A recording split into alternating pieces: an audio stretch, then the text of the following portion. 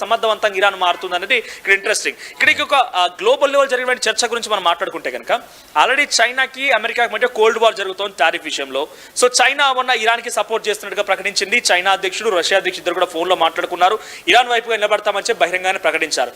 ఈ సమయంలో జిన్పింగ్ కనుక అటు ఇరాన్కి సుప్రీం లీడర్ అలీ ఖమేనీ కనుక ఈ మిసైల్స్ ఎయిర్ క్రాఫ్ట్ జెట్లను కనుక ఇవ్వాల్సి వస్తే డెఫినెట్ గా ఇరాన్కి సహకరించినందుకు చైనా మరోసారి అమెరికాకి శత్రువుగా మారే అవకాశం ఉంది. డెఫినెట్ గా అదొక కోల్డ్ వార్ తెర మీదకి వచ్చే అవకాశం ఉంది.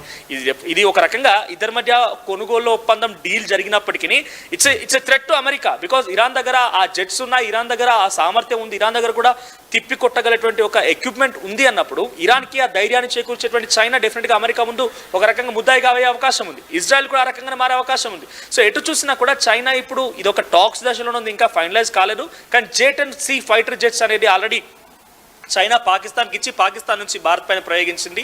ఏ మాత్రం కూడా పనిచేయో చాలా క్రిస్టల్ క్లియర్ అని మన భారతదేశం పైన ఇటువంటి యుద్ధంలో మనం చూసాం కాబట్టి. సో రేపటి రోజున చైనా నిజంగానే ఆ ఫైటర్ జెట్స్ ని ఇరాన్కి అందించిన తర్వాత అటు ప్రపంచ దేశవ్యాప్తంగా ఎటువంటి చర్చలు జరుగుతాయో చూడాలి. మరి చూస్తే ఇప్పుడు మిడిల్ ఈస్ట్ కంట్రీస్లో ఇజ్రాయెల్ దగ్గర న్యూక్లియర్ బాంబ్స్ ఉన్నాయని వాళ్ళు ఓపెన్గా ఇప్పుడు డిక్లేర్ చేయలేదు, అలానే లేవని కూడా డినై చేయలేదు. సో ఇరాన్ దగ్గర మాత్రం న్యూక్లియర్ పవర్ ఉందని వాళ్ళు ఓపెన్గానే అందరికి చెప్పారు, డిక్లేర్ కూడా చేస్తున్నారు. అంటే దానికోసమే ఈ వార్ జరగడం కూడా మనం గమనించవచ్చు. సో ఇప్పుడు ఈ చైనీస్ జెట్స్ ఏది 4.5 జనరేషన్ జెట్స్ని తీసుకొని వీళ్ళు ఎయిర్ డిఫెన్స్ని ఇంకా స్ట్రాంగ్గా చేసుకున్న తర్వాత దీని ఇంపాక్ట్ అంటే మిడిల్ ఈస్ట్లో ఎలా ఉంటుంది? వీళ్ళు మిడిల్ ఈస్ట్లో ఒక సూపర్ పవర్గా ఎదిగే అవకాశం ఉందా? ఇజ్రాయెల్ని డామినేట్ చేసే అవకాశం కూడా ఉందా? డెఫినెట్గా ఇప్పుడు అప్పుడైతే సూపర్ పవర్గా ఎదుగుతుందా అంటే ఆ సూపర్ పవర్ ఎవరు అనే చర్చకు వస్తే అది ఇంకొక డిస్కషన్గా మారుతుంది. సూపర్ పవర్ అనే పదం కంటే కూడా ఇరాన్ ఫస్ట్లీ అటు ఇజ్రాయెల్ చేసే దాడిని తట్టుకోవాలి. ఇజ్రాయెల్ చేసేటువంటి దాడిని తట్టుకోకపో మూలంగానే మనం గమనిస్తే ఒకసారి ఈ డెత్ రేషియో చూస్తే ఇరాన్లో సుమారుగా 1200 మంది మరణిస్తే 8000 మందికి చాలా తీవ్రంగా గాయాలయ్యాయి ఈ 12 రోజుల యుద్ధంలో. అదే ఇజ్రాయెల్ వైపుగా మనం పరిశీలిస్తే కనుక ఇజ్రాయెల్లో కేవలం 25 మంది ధ్వంసం అయింది. అక్కడ పెద్ద ఎత్తున అక్కడ జెరూసలంలో కానివ్వండి, అట్ ద సేమ్ టైం అక్కడ కొన్ని తెలవీవ్ ప్రాంతాల్లో పెద్ద ఎత్తున బిల్డింగ్స్ కుప్పకూలిపోయాయి, డ్యామేజ్ జరిగింది ఫిజికల్గా. కానీ అనుకున్న స్థాయిలో డెత్ రేట్స్ అయితే లేవు. ఇరాన్ ఎక్స్పెక్ట్ చేసిన స్థాయిలో డెత్ రేట్స్ని క్రియేట్ చేయలేకపోయింది ఇజ్రాయెల్లో. కానీ ఇజ్రాయెల్ చేసేటువంటి ఆ దాడిలో మాత్రం ఇరాన్లో పెద్ద ఎత్తున డెత్ రేట్స్ ఉన్నాయి. కాబట్టి ఇరాన్ ఈ డెత్ రేట్స్ని కంట్రోల్ చేయాలంటే వాళ్ళకి కావాల్సిన ఒక ఎయిర్ డిఫెన్స్ సిస్టమ్, చాలా పటిష్టమైన ఎయిర్ డిఫెన్స్ సిస్టమ్ ఒకటి కావాల్సిన అవసరం ఉంది ఇరాన్ దగ్గర. ఆ తర్వాత they are strong undoubtedly because they are పాపులేటెడ్గా ఎక్కువగా ఉన్నారు. ఆర్మీ పరంగా ఇజ్రాయెల్తో కంపేర్ చేస్తే ఆర్మీ ఎక్కువగానే ఉంటుంది. ఒక రకంగా ఇక్కడ న్యూక్లియర్ స్థావరాలు ఉన్నాయనేది మాత్రం ఇప్పుడు ఈ సంఘటన తర్వాత, యుద్ధం తర్వాత ప్రపంచ దేశాలకు అర్థమైపోయింది. కానీ ఇరాన్ దగ్గర నుండి బిగ్గెస్ట్ డిఫాల్ట్ ఏంటంటే ఈ రోజు ఈ 12 రోజుల యుద్ధంలో June 13 ఎప్పుడైతే ఈ సీజ్ ఫర్ అండర్స్టాండింగ్ వచ్చిందో అప్పటి వరకు కేవలం ఒక మిసైల్స్ ని, డ్రోన్స్ మాత్రమే ప్రయోగించగలిగింది ఇరాన్. వారి దగ్గర ఫైటర్ జెట్స్ అనుకున్న స్థాయిలో, at the same time army in chief కూడా మరణించారు. సో అనుకున్న స్థాయిలో ఫైటర్ జెట్స్ లేకపోవడం కారణంగానే మనం డైరెక్ట్ గా వెళ్ళలేకపోయాం. అదే ఇజ్రాయెల్ చూడండి, డైరెక్ట్ గా ఇటు ఫైటర్ జెట్స్ ని తీసుకొని ఇరాన్లోకి ఎంట్రీ ఇవ్వగలిగింది. At the same time America కూడా సుమారుగా 37 గంటల పాటుగా ప్రయాణం చేసి GBU-57 మిసైల్స్తో ఇరాన్ పైన ఫార్దో లాంటి ఒక న్యూక్లియర్ స్థావరాన్ని మట్టు పెట్టగలిగింది. ఇవన్నీ కూడా ఎయిర్ ఫైటర్ జెట్స్ ద్వారానే సాధ్యమయ్యాయి. సో ఆ ఎయిర్ ఫైటర్ జెట్స్లోనే మనం ల్యాగ్గా ఉన్నామని చెప్పి ఇరాన్ గమనించింది. కాబట్టి ఇప్పుడు ఎయిర్ ఫైటర్ జెట్స్ని కొనుగోలు చేయడం కోసం ఆలోచన చేసి చైనా దగ్గరికి వెళ్ళింది. సో ఇప్పుడు టర్కీ దగ్గర కూడా ఇటువంటి ఎయిర్ ఫైటర్ జెట్స్ ఉన్నాయి, ఇతర దేశాల నుంచి కూడా వెళ్ళొచ్చు. కానీ why did they choose China only? Because Turkey America దగ్గర నుంచి కొనుగోలు చేస్తోంది. పాకిస్తాన్ దగ్గర పెద్ద సామర్థ్యం లేదు, ఇరాక్ దగ్గర పెద్ద సామర్థ్యం లేదు, ఖతార్, సౌదీ ఈ దేశాల దగ్గర అంతగా వార్ ఎక్విప్మెంట్ పరంగా అంత సామర్థ్యాలు లేవు, ఎక్స్పోర్ట్ చేసేంత సామర్థ్యాలు లేవు. అమెరికా మాత్రమే ఎక్స్పోర్ట్ చేయగలుగుతుంది, రష్యా మాత్రమే ఎక్స్పోర్ట్ చేయగలుగుతుంది. రష్యా దగ్గరికి వెళ్తామంటే రష్యానే ఇప్పటికి ఇవ్వాల్సినటువంటి ఆ Sukhoi 35ని అనుకున్న సమయానికి లాంచ్ చేయలేకపోతుంది, ఇవ్వలేకపోతుంది. సో చివరి ఆప్షన్గా చైనా దగ్గరికి వెళ్ళింది. చైనా దగ్గర ఉన్నటువంటి ఆ J-10C ఫైటర్ జెట్స్ని రంగంలోకి దించాలన్న ఒక ఆలోచనతో ఇప్పటికే ఇరాన్ ప్లాన్ చేస్తోంది. కానీ ఇవి ఎంత మేరకు ఉపయోగపడతాయని మాత్రం బిగ్గెస్ట్ ట్విస్ట్ ఇక్కడ మళ్ళీ ఒక రకంగా యుద్ధానికి అన్ని రకాలుగా సమకూర్చున్నట్టుగానే కనబడుతోంది. తాము ఎక్కడైతే ల్యాప్స్ అయ్యామో, ఎక్కడైతే మేము కుప్పకూలిపోయామో అక్కడికి వెళ్ళిపోయి మేము మళ్ళీ కనుక మేము రిట్రీవ్ చేయగలిగితే, అంటే మేము దాన్ని కనుక స్ట్రెంథెన్ చేసుకోగలిగితే రేపటి రోజున ఇజ్రాయెల్ అటువంటి దాడికి పాల్పడ్డా ఇంకేదైనా సంఘటన జరిగినా కూడా కాపాడుకోవచ్చు అనే ఆలోచనతో ఇరాన్ ఉంది. ఇప్పుడు ఆల్రెడీ ఒక రకంగా ఇండైరెక్ట్ యుద్ధం మొదలైంది కళ్యాణ్ ఇక్కడ. బికాస్ ఇజ్రాయెల్ ఆల్రెడీ గాజా పైన దాడి చేసింది. గాజాలో సుమారుగా 1000 మందికి పైగా చాలా పెద్ద ఎత్తున గాయాల పాలైపోయి చాలా మంది మరణించినట్టుగా తెలుస్తోంది. సో అక్కడ ఆ డెత్ ఆఫ్ కౌంట్ నెంబర్ కంటే కూడా అక్కడ దాడి చేస్తుందని మాత్రం మనం పరిశీలిస్తే కనుక గాజాకి ఇరాన్ సపోర్ట్ చేస్తోంది. గాజాపై దాడి చేయడం మూలంగానే ఇజ్రాయెల్కి ఇరాన్కి శత్రుత్వం పెరిగింది. సో ఇక్కడ ఎప్పుడైతే గాజా పైన దాడి చేస్తోంది ఇజ్రాయెల్ అన్నట్టుగా మనం మరోసారి ఇరాన్కి ఆ విషయం డిఫరెంట్గా తెలిసి ఉంటుంది.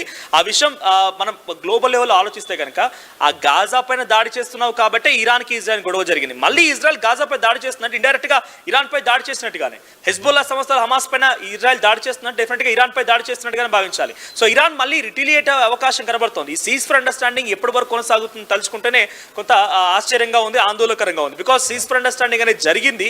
అది జరిగిన తర్వాత కూడా ఎక్కడైతే మీరు అక్కడ వేలు పెట్టి అక్కడ చంపొద్దు, అక్కడ ఇబ్బందులకు గురి చేయదని చెప్పి ఇరాన్ మొదటి నుంచి వాదించి ఇజ్రాయెల్తో గొడవ పెట్టుకొని యుద్ధానికి దిగిందో, అక్కడ మళ్ళీ ఇజ్రాయెల్ దాడి చేస్తుందంటే మరోసారి ఇరాన్ యుద్ధానికి సిద్ధమైనట్టుగానే భావించాలి.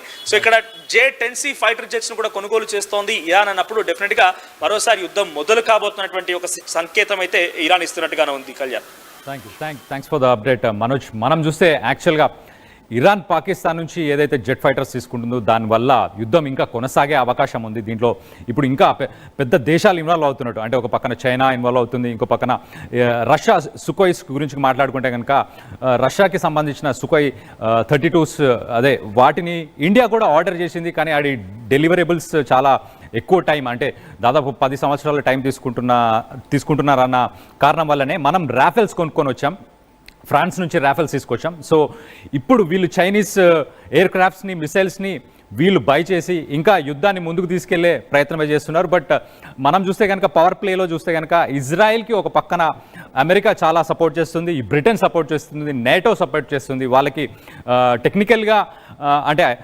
వాళ్ళకి వెపన్స్ కావచ్చు, లేకపోతే వెపనరీ కావచ్చు, అంటే జెట్ ఫైటర్స్ కావచ్చు, లేకపోతే ఎయిర్ డిఫెన్స్ సిస్టమ్ కావచ్చు.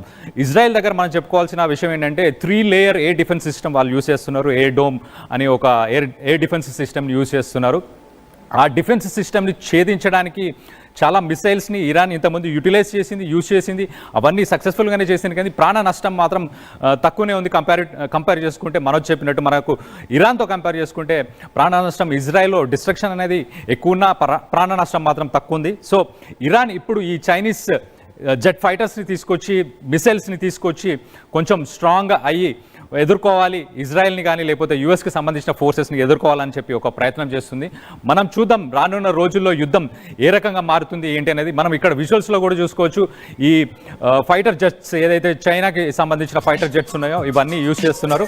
ఇవి 4.5 జనరేషన్గానే కన్సిడర్ చేస్తాం, అంటే 5th జనరేషన్ కాదు. ఇవి సూపర్ సోనిక్ ప్లేన్స్ కాదు. మనం విజువల్స్లో చూడొచ్చు.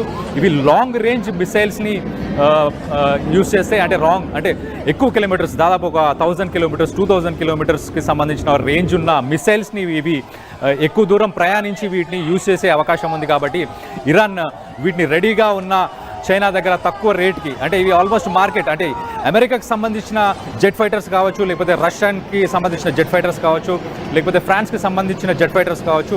ఈ జెట్ ఫైటర్స్ కొంచెం కంపారిటివ్గా చేసుకుంటే చైనీస్ జెట్ ఫైటర్స్కి చాలా చీప్గా అవైలబుల్ ఉన్నట్టు. ఎట్లయితే మనం ఇక్కడ మన చైనా ప్రోడక్ట్స్ అంటామో ఎగ్జాక్ట్లీ అదే. సో చైనా ప్రోడక్ట్స్ కాబట్టి అవి జెట్ ఫైటర్స్ కాస్ట్ కూడా తక్కువ పడుతుంది. అందుకే ఇరాన్ వాటిని ప్రిఫర్ చేస్తుంది. సో యుద్ధానికి వెళ్ళినప్పుడు వాటి పర్ఫార్మెన్స్ ఏంటి అనేది అప్పుడు మాత్రమే మనకు తెలిసే అవకాశం ఉంది. మీరు కొంచెం విజువల్స్లో చూస్తే మ్యాసివ్ డిస్ట్రక్షన్, ఆ డిస్ట్రక్షన్ ఏ రకంగా ఉంది అనేది మీరు విజువల్స్లో చూడొచ్చు. ఇది కొంచెం డిస్టర్బింగ్ విజువల్స్.